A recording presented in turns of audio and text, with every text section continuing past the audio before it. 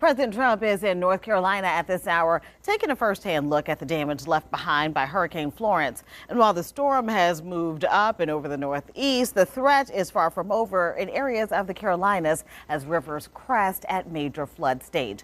Okay, well, many of you may be seeing plenty of requests to give to those impacted by Hurricane Florence. There are some things you should know before you write that check or before you put your information in online to donate. Joining us this afternoon, we have Kimberly Washington. You know, Kimberly is our CPA who expert here to share some tips with us. So, you know, a lot of requests come in to donate, particularly after a disaster. And we have seen these requests turn out not so good sometimes. That's correct. So what should people know? So the first thing you want to do is just make certain that it's a reputable organization. You can check with the Better Business Bureau. You can also go to Federal Trade Commission and look at some of their tips. I saw a great tip this morning that stated, make certain when you're searching for that organization, put the name in and also put scam and complaint as well when you do a search on them and kind of see what comes up before you just start giving your money to these organizations.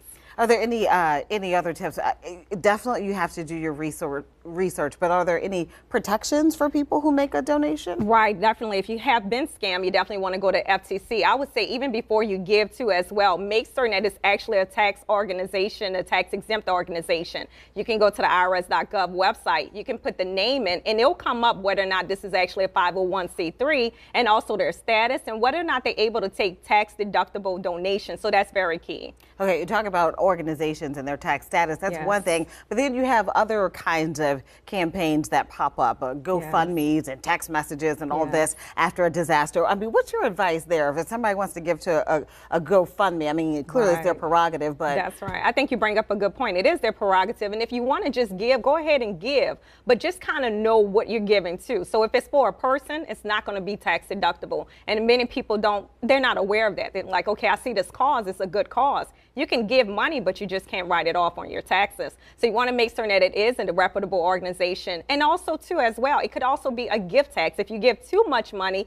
you may be subjecting yourself to a gift tax. And, of course, that's a large amount. You're looking at about $15,000. But you have to know those things before you just kind of shell out your cash. And I know a lot of people don't necessarily donate after a disaster for a tax write-off, but for people who do make donations and want to write it off on their taxes, I mean, how does that work out? And so this year's a little bit different. With the new tax law changes, those individuals who used to itemize, they may not have the need to do so anymore because the standard deduction has increased so much. So just keep your receipts and talk to your tax advisor at the end of the year if that is your motive. But if it's just something you're saying, hey, I just want to give, go ahead, like I said, and just give out the kindliness of your heart. But you kind of have to ask those questions in advance. Okay, CPA Kim Washington, some good tips. Before we go, we actually have one more thing that we want to talk about, switching gears from Florence, a scholarship opportunity. Right, this is a really great opportunity for if you have a high school student in your family, you can get up to $25,000. There's a tour right now with D1 and Sallie Mae,